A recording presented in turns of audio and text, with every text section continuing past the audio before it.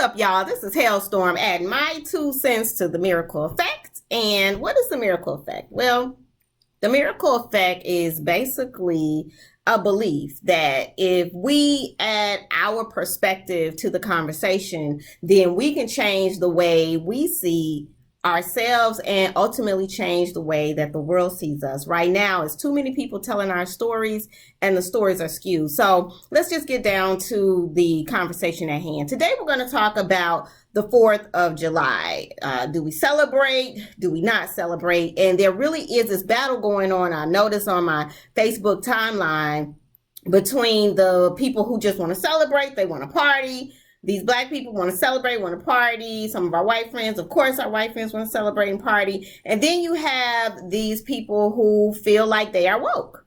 They feel like if they're not woke, they're at least waking up, and they don't believe in partying. And so there's this battle going on. And I'm going to be honest with you, I'm leaning towards the group of people who are waking up. I like to think that I am waking up as well, getting some new information out here, which is changing the way that I do things. And so to help make sense of this whole thing, or to at least explain why I'm leaning towards the woke people, is let's look at the 4th of July and what it is. They call it Independence Day. Okay. And I would like to use an analogy. And so with this analogy, I would liken America to our teenage son. Say you have this teenage son, and that's America in its formative years. And let's say that there is this car, and this car will represent the land and the property. And let's say the mother, and the mother represents the government. So you're the mother, and your teenage son comes home, and he's really excited. Hey, Mom, I got this brand new car. It's so dope. And as a mother, you're like, okay, well, wait a minute, son. What question are you going to ask? Where did you get this car from? And so the teenage son is like, oh, Mom, don't worry about it. I killed the family that owned the car. And so most of those people are dead. So we don't have anything to worry about. It's our car, free and clear. Bert, you killed the family. Okay. And so imagine the mother saying, woohoo, okay, great. We have a car now. Make that make sense. So now you have this car, and the son is like, don't worry about it. Nobody's going to claim this car because nobody's alive anyway. Very few of them are alive. And, oh, by the way, Mom, while I was driving along in the car, I picked up some people. I raped some people. I killed some people. I kidnapped some people. Men, women, children. It didn't matter. I just went on a crime spree. A crime against humanity spree. And the mother's like, okay, high five, great job, son. Really? Okay. So the mother goes even further and says, you know what? Let's celebrate.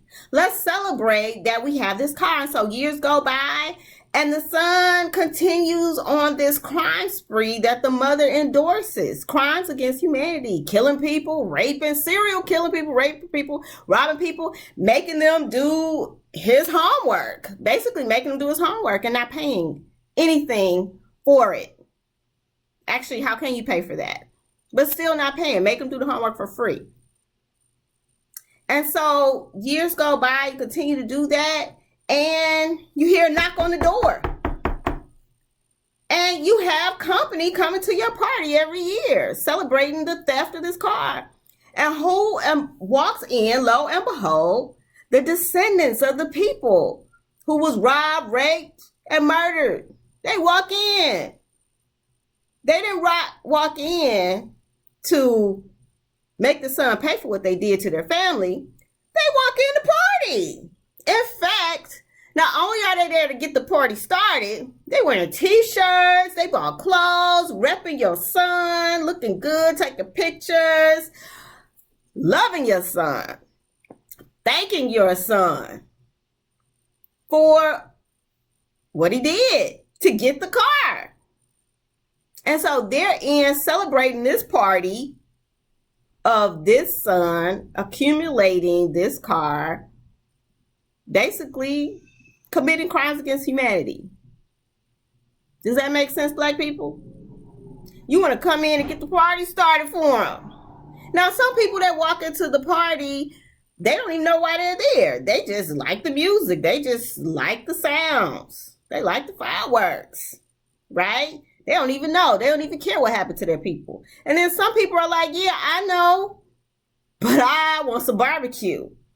And this is the only time I get to be around my peeps. Really? That's the only time you could be around your peeps? Did you know you're not a slave anymore? So that's what I liken that to. I liken that to, the mom, you trifling. You didn't try to get the son to pay reparations to the people, pay him back for what he did to the people. You haven't tried to make it right hundreds of years later. The son, he was in his formative years, but he never paid for what he did.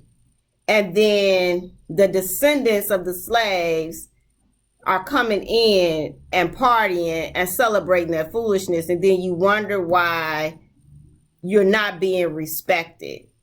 You're not respecting yourself. You're not standing up for your people. I don't get it. So yeah, once you know better, I would hope that you would do better. But it's up to you. Keep the party going, right? Keep the party going, right? Now, if you really want to party, I would recommend Juneteenth. Let's look at the difference between Juneteenth and the 4th of July.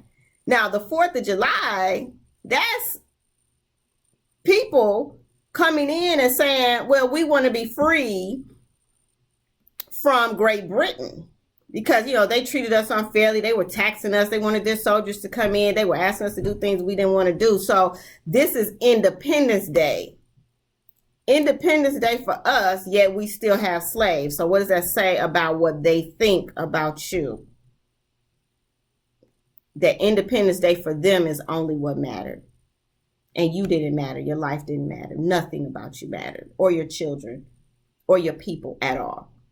Or Juneteenth, when they finally, at least on paper, freed the slaves and informed them that they no longer had to work for free, that they can move on with their life. And of course, they continue to do heinous crimes. But if there was a party that I was going to go to, it would be Juneteenth. Now, you're not going to hear about that in school. You're not going to hear it this way in school. This is me keeping it real for you. But if you don't believe anything I said, because some of it may be new information to people, go ahead and look it up for yourself. Now, I'm not angry. I'm disgusted about it all. And I'm not judging anybody because we can't wake you up. You have to wake up on your own as you interact with the information. But please do pray for wisdom. You don't have to listen or believe or agree with anything I say, but pray for wisdom and watch what happens to you. This is Hailstorm. Thanks for listening. Love to know what you think. I'm out. Hailstorm here. I ain't woke, but we can wake up together. So hit like, subscribe, and let me know your thoughts. Thanks.